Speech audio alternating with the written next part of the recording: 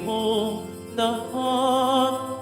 Si Jesu Kristo'y nabuhay, nanaig sa kamatayan. Alleluia, alleluia. Panginoon ang naghirang sa tinubos niyang bayan. Nagpupuring mga hinirang, masayang nagdiriwang.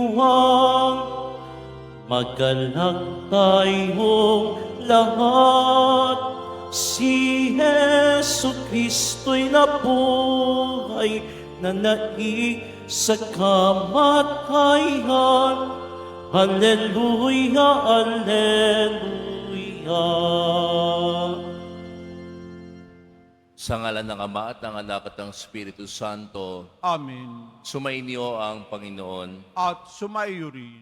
Mga kapatid, ngayon po ay paggulita sa Mahal na Birhen ng Fatima. Hilingin natin ang pangangalaga at ang paggalingan ng Mahal na Birhen ng Fatima upang ang mundo ay patuloy na makaranas ng kapayapaan at patuloy tayong dumulog sa Panginoon sa pamamagitan ng panalangin, lalo na sa pamamagitan ng banal na Santo Rosario. Mga kapatid, tinipon tayo bilang kalib ng angkan ng Diyos, kaya dumulog tayo sa mawaing Panginoon nagpapatawad ng lubos. Sinugon tagapagpagaling sa mga nagsisisi, Panginoon, kaawaan mo kami. Panginoon, kaawaan mo kami. Dumating na tagapag-anyayang mga makasalanan ay magsisi, Kristo, kaawaan mo kami. Kristo, kaawaan mo kami. Nakalukluka sa kanan ng Diyos, Ama, para ipamagitan kami. Panginoon, kaawaan mo kami. Panginoon, kaawaan mo kami. Kaawaan tayo ng mapangyarihang Diyos, patawarin tayo sa ating mga kasalanan, at patnubayan tayo sa buhay na walang hanggan. Amen. Manalangin tayo. Ama naming makapangyarihan, niloob mong lumigaya ang buong mundo sa pagkabuhay ng iyong anak na Panginoon naming Heso Kristo. Alang-alang kay Mariang Birheng, Ina ng Diyos, ipagkaloob mong makamtan namin ang galak ng buhay na di matatapos. Iniluluhog namin ito sa pamamagitan ni Heso Kristo kasama ng Espiritu Santo, magpa sa walang hanggan. Amen. Maupo po tayo. Pagbasa mula sa mga gawa ng mga apostol. Noong mga araw na iyon, ang mga mananampalataya ay nagkahiwa-hiwalay dahil sa pag-uusig na nagsimula ng patayin si Esteban. May nakarating sa Phoenicia, sa Chipre at sa Antioquia. Saan man sila makarating, ipinapangaral nila ang salita, ngunit sa mga Hudyo lamang. Subalit may kasama silang ilang taga-Chipre at taga-Serene na pagdating sa Antioquia ay nangaral naman sa mga Griego ng mabuting balita tungkol sa Panginoong Hesus. Sumakanila ang kapangyarihan ng Panginoon at maraming naniwala at nanalig sa Panginoon. Nabalitaan ito ng simbahan sa Jerusalem, kaya't sinugo nila sa Antioquia si Bernabe. Nang dumating siya roon at makita ang pagpapala ng Diyos sa kanila, sila'y nagalak at pinagpayuhan silang lahat na manatiling tapat sa Panginoon. Mabuting tao si Bernabe, puspos ng Espiritu Santo at matibay ang pananampalataya, kaya marami siyang nadala sa Panginoon. Nagpunta si Bernabe sa Tarso upang hanapin si Saulo. At nang kanyang matagpuan, ay isinama niya sa Antioquia. Isang taong singkad silang nanatili roong kasakasama ng simbahan at nagturo sa maraming tao.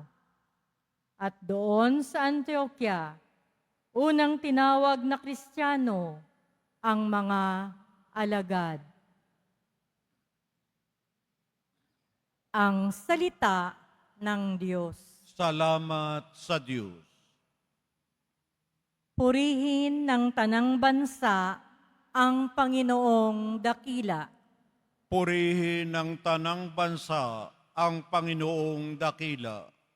Sa bundok ng Siyon, itinayo ng Diyos ang banal na lungsod.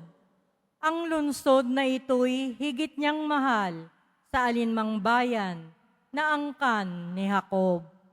Kaya't iyong dinggin ang ulat sa iyong mabubuting bagay o lungsod ng Diyos. Purihin ng tanang bansa ang Panginoong dakila. Pag itinala ko, yaong mga bansang sa'yo'y sasama.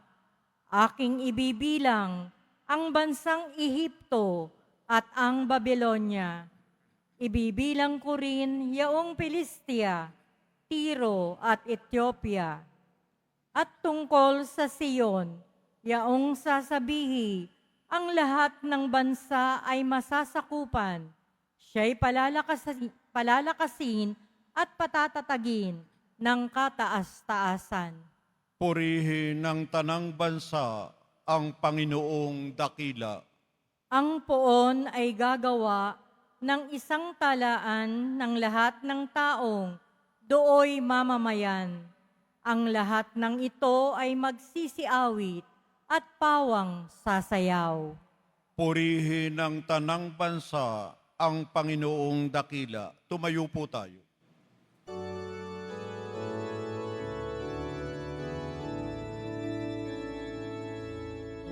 Alleluia, Alleluia, Alleluia,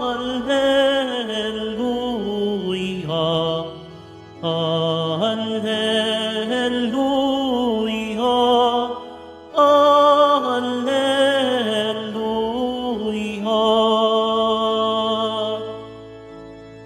Ang tinig ko'y pakikinggan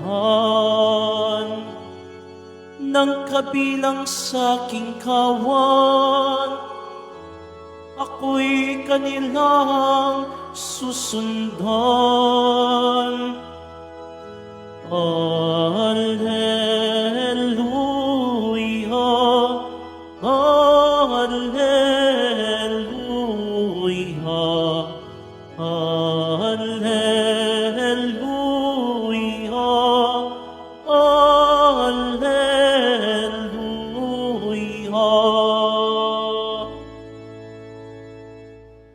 Sumainyo ang Panginoon. At sumayo rin. Ang mabuting balita ng Panginoon ayon kay San Juan. Papuri sa iyo, Panginoon. Taglamig na noon, kasalukuyang ipinagdiriwang sa Jerusalem ang pista ng pagtatalaga ng templo. Naglalakad si Jesus sa templo, sa portiko ni Solomon. Pinaligiran siya ng mga Hudyo at sinabi sa kaniya, "Hanggang kailan mo kami pag-aalinlanganin? Kung ikaw ang Kristo, sabihin mo na ng tiyakan." Sumagot si Jesus, "Sinabi ko na sa inyo, ngunit ayaw ninyong maniwala. Ang mga ginagawa ko sa ngalan ng aking Ama ay nagpapatotoo tungkol sa akin. Ngunit ayaw ninyong maniwala, sapagkat hindi kayo kabilang sa aking mga tupa. Nakikinig sa akin ang aking mga tupa. Nakikilala ko sila at sumusunod sila sa akin. Binibigyan ko sila ng buhay na walang hanggan at kailan may di sila mapapahamak. Hindi sila maaagaw sa akin ninuman. Ang aking Ama na nagbigay sa kanila sa akin ay lalong dakila sa lahat at hindi sila maaagaw ninuman sa aking Ama. Ako at ang Ama ay iisa. Ang mabuting balita ng Panginoon. Pinupuri ka namin, Panginoong Heso Kristo. Maupo po tayo. Isang mapagpalang araw po sa inyong lahat na naririto ngayon sa Basilica Minor at Pambansang Dambana ni Jesus Nazareno at sa lahat ng mga sumusubaybay sa atin online, naway pagpalain kayo ng Panginoon sa inyong mga paggawain sa buong araw. Ngayon mga kapatid ay isang araw ng pagpapasalamat din sa Panginoon sapagkat tayo in general ay nagkaroon ng maayos na halalan kahapon. Ngayong araw din po ay memorial, paggunita sa Our Lady of Fatima. Hayaan yung simulan ko ang ating pagninilay sa pamamagitan ng ating mga pagbasa. Sa ating ebanghelyo po ay nagpapatuloy ang tema po tungkol sa mabuting pastol. At sinabi nga po ni Jesus sa Juan 10, nakikinig sa akin ang aking mga tupa. Kilala ko sila at sumusunod sila sa akin. So mahalaga po yung tinatawag nating ugnayan ng pastol at ng kanyang mga tupa. Mahalaga yung pakikinig at pagtitiwala. Sapagkat sa gitna po ng maraming mga boses at tinig sa mundo, may mga pag-aalinlangan, may mga kaguluhan, kalituhan. Ang tanong, tayo ba'y nakikinig pa rin kay Jesus Nazareno? Siya ba yung ating mas pinakikinggan? Mga kapatid, sa atin pong unang pagbasa, makikita po natin na ang pananampalataya ay hindi nananatili sa iisang lugar lamang. Ang mga tagasunod po ni Kristo, bagamat sila ay pinahihirapan, sila ay nagpatuloy na magpahayag ng mabuting balita kahit po sa malayong lugar tulad ng Antioquia. At doon nga po sa Antioquia, unang tinawag na Kristiyano yung mga tagasunod ni Jesus. At doon din po sa Antioquia, unang tinawag na mga Katoliko yung mga Kristiyano na tagasunod ni Jesus. Mahalaga po yun dahil sa kanilang buhay, sa kanilang ginagawa at sa kanilang salita, doon nakita na talagang sila ay tagasunod ni Jesus. Nakikinig ang tupa, subalit hindi lamang nakikinig, kundi nakikita sa kilos ang pagiging tunay na tagasunod ni Jesus. Nawa, tuwing tayo lalabas ng simbahan ng Quiapo, yung mga tao sa ating bahay at sa ating trabaho, sa negosyo, sa paaralan, sa palengke, pagbalik natin kung saan man tayo naroroon, masabi nila, ikaw ba talaga ay isang deboto ni Jesus Nazareno? Sapagkat kitang-kita sa kilos mo at maririnig sa salita mo, tunay kang isang deboto. Kaya mga kapatid, mahalaga na tayo hindi lang nakikinig kay Jesus Nazareno na ating mabuting pastol. Tayo rin ay kinakikitaan ng magandang pag-uugali. Kinakikitaan ng magandang asal. Nakikinig, subalit hindi lang nakikinig, kundi nagpapakita ng magandang halimbawa. Yan ang tunay na tagasunod ni Jesus na mabuting pastol. At ngayon din po mga kapatid, sa araw na ito, ipinagdiriwang natin ang paggunita, Memorial of Our Lady of Fatima, na noon nga pong 1917, nagpakita po ang mahal na birhen sa tatlong batang pastol na sina Lucia, Jacinta at Francisco. At sa kanyang mga pagpapakita, malinaw po ang mahalagang paanyaya po ng mahal na birhen. Una, panalangin. Lalo na po yung Santo Rosario, manalangin ng Santo Rosario sa araw-araw. Pangalawa po yung pagsisisi at pagbabalik loob, reparation from sins. Yan po yung isa pang mensahe ng Fatima. Pangatlo, yung pag-aahalay ng sakripisyo, sacrifice, para sa kapayapaan ng mundo at kaligtasan ng mga kaluluwa. Mga kapatid, mula noong 1917 hanggang ngayon, ang mensahe ng Fatima ay valid at mahalaga at relevant pa rin sa mundo natin ngayon. Una, yung panalangin, mahalaga na tayo magdasal ng rosaryo. Yung pagsisisit, pagbabalik loob, naway magpatuloy tayo sa ating paglapit sa ating pong Jesus Nazareno. At yung pangatlo, yung pag-aalay po ng sakripisyo. Totoo po ito, para sa kapayapaan ng mundo at kaligtasan ng mga kaluluwa. Mahalaga na sa panahon ngayon, ipagdasal natin at ialay natin yung ating mga sakripisyo. Saan? Para sa kapayapaan ng mundo. Sapagkat tayo hinahamon sa ating mundo sa kasalukuyan ng mga pagsubok, nawa manatili ang kapayapaan. At hilingin natin sa ating mahal na inalang Fatima na nawa ang kapayapaan ay manatili sa mundong ibabaw. Mahal na inalang Fatima, ipanalangin mo kami. Mahal na pong Jesus Nazareno, kaawaan mo kami. Amen.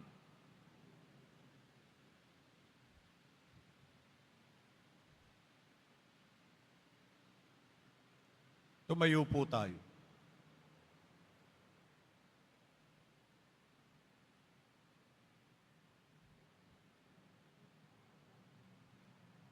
Minamahal na mga kapatid, inihandog sa atin ng Diyos ang kapayapaan ng pakipagkasundo sa pamamagitan ni Jesus, ang anak ni Maria. Ipanalangin natin na manatili sa atin ang kapayapaan. Sa bawat panalangin ng ating itutugon, Diyos ng kapayapaan, basbasan mo kami. Diyos ng kapayapaan, basbasan mo kami. Ang mga pinuno ng simbahan sa ilalim ng pagtatangkilik ng Birhen ng Fatima, naway higit na mailapit ang bayan ng Diyos kay Kristo at sa isa't isa. Manalangin tayo. Diyos ng kapayapaan, basbasan mo kami. Ang mga pinuno sa buong mundo naway patnubayan ni Maria, ang Birhen ng Fatima, sa kanilang pagsisikap na magkaroon ng pangmatagalang kapayapaan ang mga bansa. Manalangin tayo. Diyos ng kapayapaan, basbasan mo kami. Ang mga Kristiyanong pamayanan naway magsikap na makamit ang kapayapaan ni Kristo sa pamamagitan ng pagpapakita ng pagmamahal at malasakit sa isa't isa. Manalangin tayo. Diyos ng kapayapaan, basbasan mo kami. Ang mga nagdurusa sa mga espiritual o pisikal na kahinaan, naway kahabagan ni Maria. Manalangin tayo. Diyos ng kapayapaan, basbasan mo kami.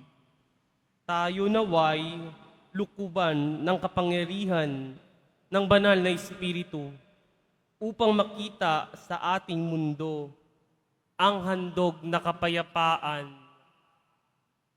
Manalangin tayo. Diyos ng kapayapaan, basbasan mo kami. Ama, nalalaman namin na nagmumula sa iyo ang lahat ng mabubuting bagay. Ipagkaloob mo sa amin ang kapayapaan sa tulong ng makapangyarihang pamamagitan ni Maria. Hinihiling namin ito sa pamamagitan ni Kristo na aming Panginoon. Amen. Paupo po tayo.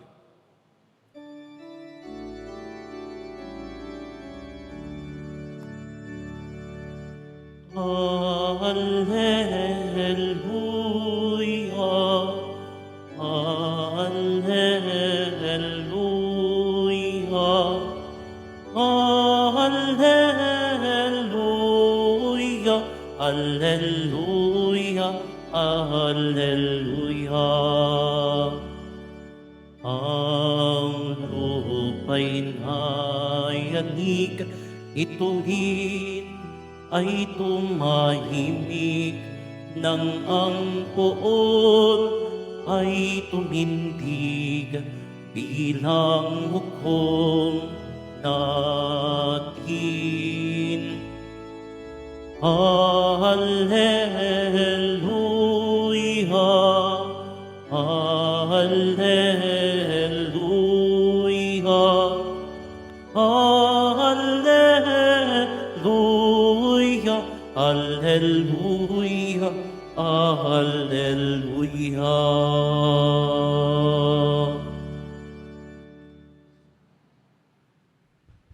Tumayo po tayo.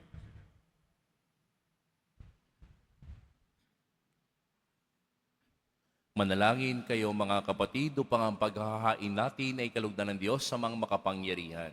Tanggapin nawa ng Panginoon itong paghahain sa iyong mga kamay, sa kapurihan niya at karangalan, sa ating kapakinabangan at sa buong sambayanan niyang banal. Ama naming lumikha, sa aming paghahain ngayong ang mahal na birhe ginugunita, kami humihiling na kami ay matulungan nawa ng iyong nagkatawan-taong anak na naghain ng sarili sa krus na dambana. At ngayon nabubuhay kasama mo at ang Espiritu Santo magpa sa walang hanggan. Amen. Sumainyo ang Panginoon. At sumayo rin, Itaas sa Diyos ang inyong puso at diwa. itinaas na namin sa Panginoon. Pasalamatan natin ang Panginoong ating Diyos. Marapat na siya ay pasalamatan. Ama naming makapangyarihan, tunay nga marapat na ikaw ay aming pasalamatan. Ngayong pinararangalan ang mahal na Birheng Maria, bukod mong pinagpala sa babaeng lahat ang mahal na Birheng totoong mapalad, na iyong piniling maging ina ng iyong anak noong isugo mo siya bilang aming Mesiyas. Sa kapangyarihan ng Espiritong Banal, ang Birheng Maria ay naging inang tunay ng iyong anak na kanyang isinilang bilang liwanag nitong sanlibutan. Kaya kaisa ng mga anghel na nagsisiawit ng papuri sa iyo nang walang humpay sa kalangitan, kami nagbubunyi sa iyong kadakilaan. Santo, Santo, Santo, Panginoong Diyos ng mga hukbo, napupuno ang langit at lupa ng kadakilaan mo, o sana sa kaitaasan. Pinagpala ang naparirito sa ngalan ng Panginoon, o sana sa kaitaasan. Lumuhod po tayo. Ama naming banal, ikaw ang bukal ng tanang kabanalan, kaya't sa pamamagitan ng iyong Espiritu, gawin mong banal ang kaloob na ito upang para sa amin maging katawan at dugo ng aming Panginoong Heso Kristo. Bago niya pinagtiis ang kusang loob na maging handog, hinawakan niya ang tinapay, pinasalamatan kaniya, pinaghati-hati niya iyon, iniabot sa kanyang mga alagad at sinabi, "Tanggapin ninyong lahat ito at kanin. Ito ang aking katawan na ihahandog para sa inyo."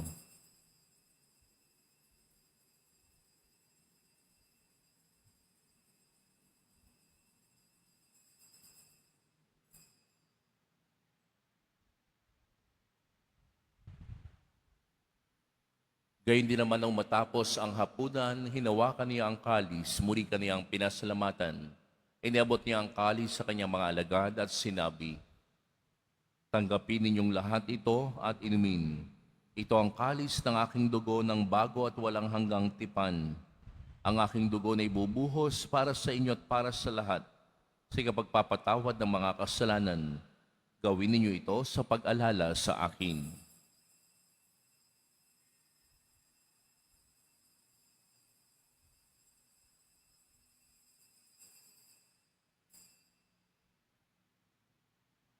Tumayo po tayo. Ipagbunyi natin ang misteryo ng pananampalataya. Si Kristo'y namatay, si Kristo'y nabuhay, si Kristo'y babalik sa wakas ng panahon. Ama, ginagawa namin ngayon ang pag-alala sa pagkamatay at muling pagkabuhay ng iyong anak. Kaya't inialay namin sa iyo ang tinapay na nagbibigay buhay at ang kalis na nagkakaloob ng kaligtasan. Kami nagpapasalamat dahil kami yung minarapat na tumayo sa harap mo para maglingkod sa iyo. Isinasamo namin kaming magsasalo-salo sa katawan at dugo ni Kristo ay mabuklod sa pagkakaisa sa pamamagitan ng Espiritu Santo. Ama, lingapin mo ang iyong simbahang laganap sa buong daigdig. Puspusin mo kami sa pag-ibig kaisa ni Leon na aming Papa at ni Jose na aming obispo at ng tanang kaparian. Alalahanin mo rin ang mga kapatid naming nahimlay nang may pag-asang sila'y muling mabubuhay, gayon din ang lahat ng mga pumanaw. Kaawaan mo sila at patuloyin sa iyong kalunagan. Kaawaan mo at pangitapatin kaming lahat na makasalo sa iyong buhay na walang wakas, kaisa ng mahal na Birheng Maria na Ina ng Diyos, na kabiyak ng puso niyang si San Jose, kaisa ng mga apostol at ng lahat ng mga banal na namuhay dito sa daigdig ng kalugod-lugod sa iyo. May pagdiwang nawa namin ang pagpupuri sa ikararangal mo sa pamamagitan ng iyong anak na aming Panginoong Heso Kristo. Sa pamamagitan ni Kristo, kasama niya at sa Kaniya, ang lahat ng parangal at papuri ay sa iyo, Diyos amang makapangyarihan, kasama ng Espiritu Santo, magpa sa walang hanggan. Amen. Sa tagubili ng mga nakagagaling na utos at turo ni Jesus na Panginoon natin at Diyos, ipahayag natin ng lakas loob. Ama namin, sumasalangit ka. Sambahin ang ngalan mo. Mapasa amin ang kaharian mo. Sundin ang loob mo dito sa lupa para nan sa langit.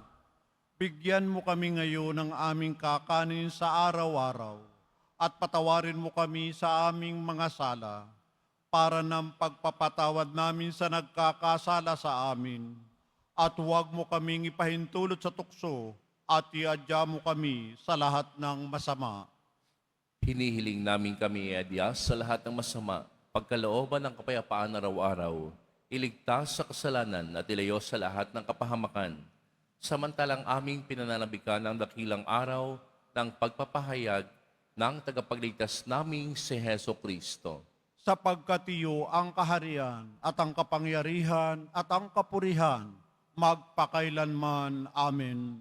Panginoong Heso Kristo, sinabi mo sa iyong mga apostol, kapayapaan ang iniiwan ko sa inyo, ang aking kapayapaan ang ibinibigay ko sa inyo. Tunghayin mo ang aming pananampalataya at huwag ang aming pagkakasala.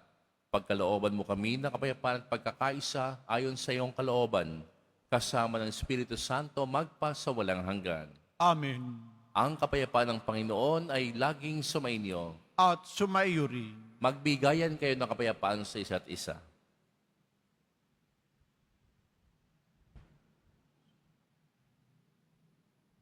Kordero ng Diyos na nag-aalis ng mga kasalanan ng sanlibutan, maawa ka sa amin. Kordero ng Diyos na nag-aalis ng mga kasalanan ng sanlibutan, maawa ka sa amin. Kordero ng Diyos na nag-aalis ng mga kasalanan ng sanlibutan, ipagkaloob mo sa amin ang kapayapaan. Lumuhod po tayo.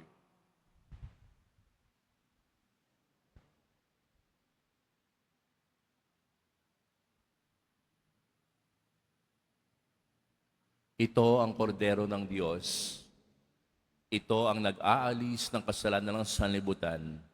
Mapalad ang Panginoon sa kanyang piging. Panginoon, hindi ako karapat-dapat na magpatuloy sa iyo, ngunit sa isang salita mo lamang ay gagaling na ako.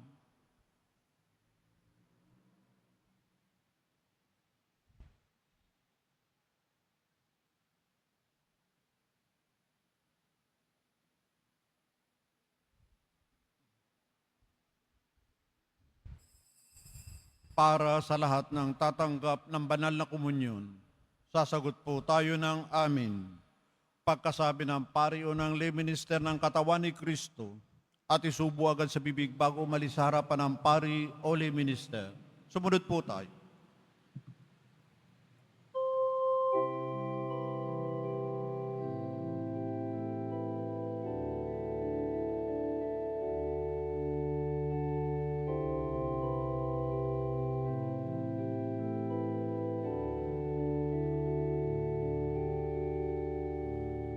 Ating sundin, ating dinggin, ating ipagmalaki na si Jesus ay ating Diyos, ang tunay na kaligtasan. Magalak pagkat siya'y nabuhay, tinupos ang sanlibutan. Awitan natin ng Alleluia, ipamahagi ang kaligtasan. Nagdiriwang sa langit mga anghel na banal, at sa lupa'y manalangin at magpuri sa Ama. Ipinangakong kaligtasan ay narito na sa pagkabuhay ni Jesus ay ating nadama. Announcement. Mga kadibuto, mabibili pa rin po sa ating parisupis ang Nazareno Images, Nazareno Medallion, at ang Nazareno Novena and Prayer Booklet in English or Tagalog. Pagkatapos ng misa, wiwisikan po ang lahat ng banal na tubig. Pinakikiusapan ng lahat na manatili lamang muna sa inyong mga lugar. Sa Quezon Boulevard o sa Plaza San Juan, ang labasan ng lahat. Sumunod po tayo. Maraming salamat po sa inyong pagdalaw at pagsisimba sa Basilica Minor at Pambansang Dambana na Jesus Nazareno. Tumayo po tayo. Manalangin tayo.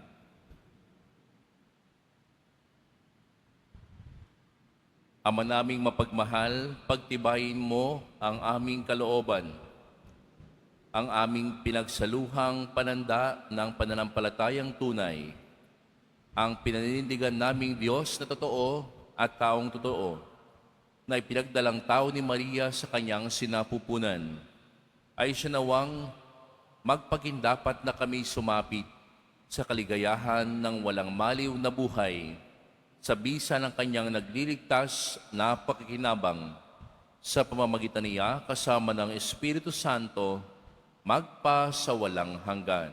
Amen.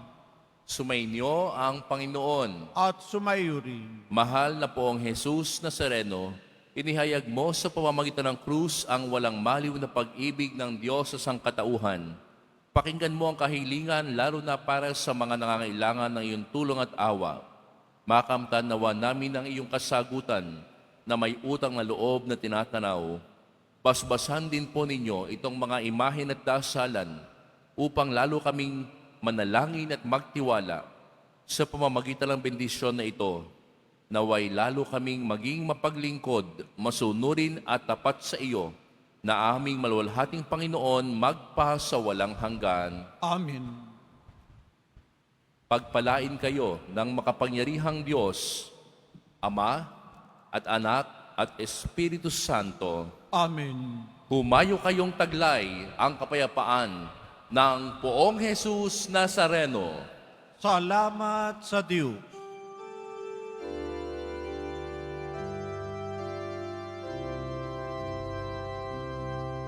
Nuestro Padre Jesus Nazareno, sinasamba ka namin. Ipinto ka namin, aral mo ang aming buhay at kaligtasan. Nuestro Padre Jesus Nazareno, iligtas mo kami sa kasalanan. Ang krus mong kinamatayan ay sa gisag ng aming kaligtasan. Nuestro Padre Jesus Nazareno, dinarangal ka namin. Nuestro Padre Jesus Nazareno, nilulwalhati ka namin. Nuestro Padre Jesus Nazareno, dinarangal ka namin. Nuestro Padre Jesus Nazareno, nilulwalhati ka namin.